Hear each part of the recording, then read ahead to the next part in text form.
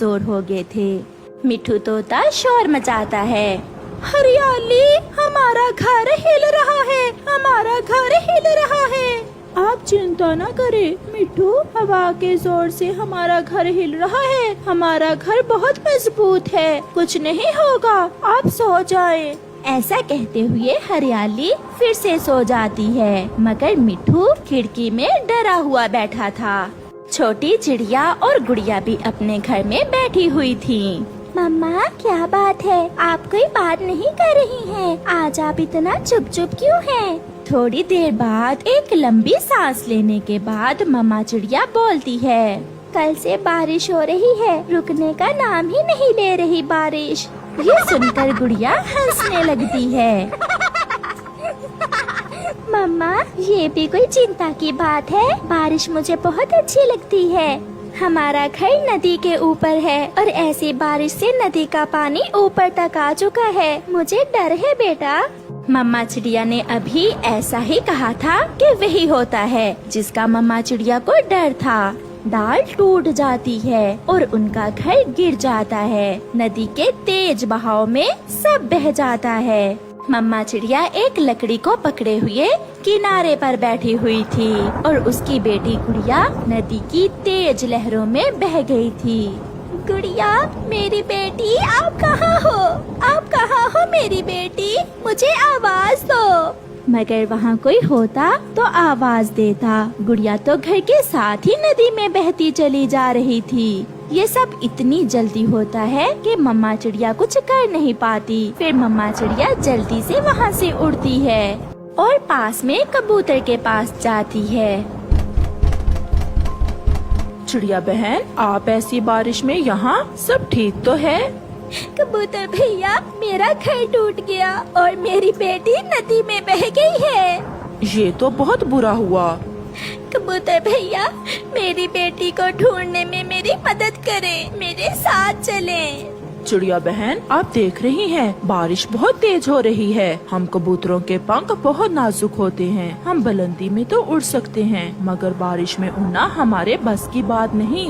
मेरी गुड़िया मर जाएगी, मेरी गुड़िया मर जाएगी। ऐसा कहते हुए मम्मा चिड़िया वहाँ से चली जाती है। ठीक है चिड़िया बहन, मैं आपके साथ जाता हूँ। तोता चिड़िया के साथ जाने ही वाला था कि उसकी पत्नी हरियाली पीछे से बोलती है, चिड़िया बहन, गुड़िया कहाँ बची होगी? वो तो मर गई होगी। आप क्यों अपनी जिंदगियाँ भी दांव पर लगा रही हैं? बारिश नहीं, तेज तूफान है और ऐसी तूफानी बारिश में रात के समय उड़ना ठीक नहीं है। मिट्ठू, आपको तो बुखार भी है। बुखार तो है मुझे। और चिड़िया बहन? मिट्ठू की बात सुनकर चिड़िया समझ गई थी कि मिट्ठू भी अब उसके साथ जाने वाला नहीं है। चिड़िया वहाँ से भी चली जाती है। अब तो कौवे ही थे जो चिड़िया की मदद कर सकते थे, इसलिए चिड़िया जल्दी से कौवों के घर की तरफ जाती है। चिड़िया, अंदर आ जाओ, बाहर तो तेज बारिश है। मेरी बच्ची, मेरी गुड़िया नदी में बह गई है, मेरी मदद करे, मेरी गुड़िया को बचा ले, मेरे साथ चले। चिड़िया के आंसू देखकर गोरी कौवी को चिड़िया पर बहुत दया आती है और वो अपने पति कालू कौवे को आवाज देती है, कालू, कालू, बाहर आओ, जल्दी करो। कौवा सोया हुआ था, वो उठ जाता है और घर से बाहर आ जाता है। हमें चिड़िया के साथ जाना होगा। चिड़िया का घर टूट गया है और इसकी बेटी नदी में बह गई है। जल्दी करें, वरना बहुत देर हो जाएगी। ये सुनकर चिड़िया को हौसला होता है कि कोई तो उसका साथ देने के लिए तैयार है। वो उड़ते हैं। वो सब तेज बारिश में उड़ते हैं। नदी का पानी पश्चिम वाली दिशा में जाता है। हमें नदी के साथ साथ पश्चिम वाली दिशा में जाना होगा। वो सब नदी के साथ साथ उड़ते हैं। बचाओ, बचाओ, मुझे बचाओ, मैं डूब रही हूँ। गुड़िया ऐसे मदद की गुहार लगा रही थी। एक बारिश, दूसरा आधी रात। कौन था वहाँ जो मासूम गुड़िया की आवाज सुनता? उसका पंख लकड़ी के नीचे था और वो टूटे हुए घर के साथ तेजी से बहती चली जा रही थी। ये कौन है? आधी रात को कौन आवाज दे रहा है? बचाओ बचाओ, मुझे बचाओ। बुलबुल खिड़की में से बाहर देखती है। उसे नदी में कुछ बहता हुआ दिखाई देता है। ये देखकर बुलबुल अपने घर से बाहर निकलती है। ये तो कोई छोटी चिड़िया है जो नदी में बह गई है। मुझे इसकी मदद करना होगी। बुलबुल नदी की तरफ बढ़ती है। वो गुड़िया के साथ साथ उड़ती है। मैं बचा लूंगी आपको बच्ची, आप हौसला रखें। बुलबुल अपने पंजों से गुड़िया को लकड़ी के नीचे से निकालने की पूरी कोशिश करती है, मगर वो ऐसा नहीं कर पाती। बुलबुल आंटी, आप जल्दी से कोई रस्सी लेकर आएं और इस टूटे हुए घर को किसी पेड़ से बांध दें। बुलबुल वापस उड़ती है और अपने घर से रस्सी लेकर आती है।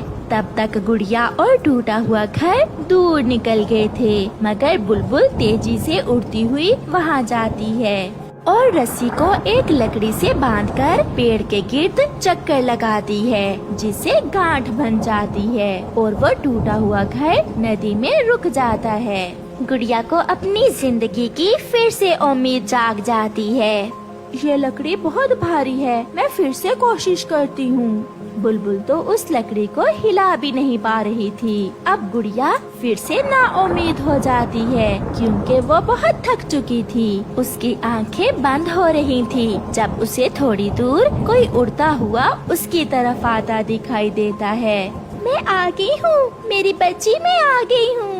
अपनी माँ की आवाज सुनकर गुड़िया खुश हो जाती है, क्योंकि उसे पता था कि मम्मा सब कर सकती है। सब मिलकर जोर लगाओ। वो सब मिलकर जोर लगाते हैं और लकड़ी थोड़ा सा ऊपर उठती है और गुड़िया जल्दी से बाहर निकल जाती है। वो सब बारिश में भीगे हुए थे। वो सब नदी के किनारे पर बैठ जाते हैं। मम्मा चिड़िया और गुड़िया एक दूसरे के गले लगी रोई जा रही थी। सब ठीक है चिड़िया बहन, शांत हो जाओ। गुड़िया शांत हो जाओ। यहाँ से थोड़ी ही दूर सागर है, अगर देर हो जाती तो सब खत्म हो जाता। आपका बहुत बहुत शुक्रिया बुलबुल दी, आपने मेरी बेटी की जान बचाई। मम्मा, अब मुझे पता चला आप चुप चुप क्यों थी। फिर वो सब वहाँ से वापस उड़ते हैं। वो सब बहुत खुश थे, मगर बारिश अब तक हो रही थी। प्यारे दोस्तों, इस कहानी से हमें सीख मिलती है कि हमें हमेशा मुश्किल समय में दूसरों की मदद करनी चाहिए। आशा है आप सबको यह वीडियो बहुत अच्छा लग रहा है और आप सब बहुत प्यार दे रहे हैं, आप सब बहुत दुलार दे रहे हैं मुझे। ऐसा ही प्यार बना रहिए अपने भाई के ऊपर। मैं आपको आप सबके बीच ऐसा ही रोज़ एक नया कहानी वीडियो रानू चिड़िया और कारू कौवा, मैं ऐसा ही वीडियो आपके हर एक ट्रॉफी का वीडियो मैं ऐसा लाता रहूँगा। आप सब प्यार दीजिए और आप सब दुलार दीजिए। मैं आपका छोटा भाई करण राज ऑफिशियल। लाइक कीजिए, सब्सक्राइब कीजिए, चैनल को शेयर कीजिए भाई। Love you.